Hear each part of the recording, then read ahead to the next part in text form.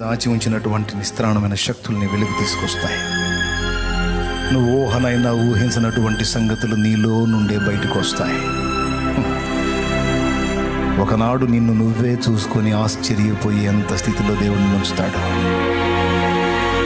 ఒకనాడు నిన్ను నువ్వే చూసుకొని సంతోషపడి ఆ స్థితిని బట్టి దేవుని మహిమపరిచే శుభవేళ రాబోతుంది.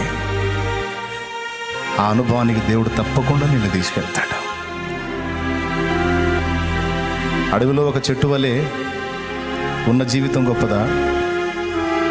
నిర్జీవమైనటువంటి స్థితిలో ఉన్నది మధురమైన స్వరాలు ఆలపించి అనేకులను ఆకర్షించే స్థితి గొప్పదా? అనేకులకు ఆశీర్వాదకరంగా, అనేకులకు దీవెనకరంగా నిన్ను చేయడం దేవుని సంకల్పం. నీ కోసము కాదు దేవుడు నిన్ను భూమి మీద పుట్టించింది, ఇతరుల కొరకు.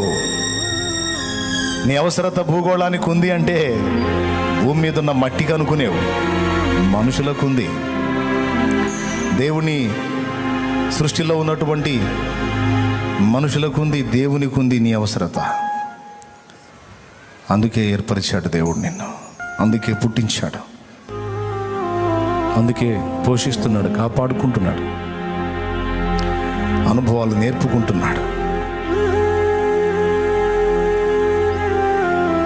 ఒక దినం రాబోతుంది, ఆ రోజు నువ్వే అర్థం చేసుకుంటావు. ఈరోజు నా లైఫ్లో నాకు అర్థమైపోయింది ప్రాక్టికల్గా, నాటి గాయాలు నా ఆశీర్వాదాలని, నాటి చేదైన అనుభవాలు, ఆ మార అనుభవాలే నేటి మధురమైన అనుభవాలకు కారణాలని. నీ జీవితాన్ని కూడా దేవుడు అలా చేయబోతున్నాడు. నమ్ము. నీకు అర్థం కాకపోయినా నీ జీవితం దేవునికి బాగానే అర్థమవుతుంది.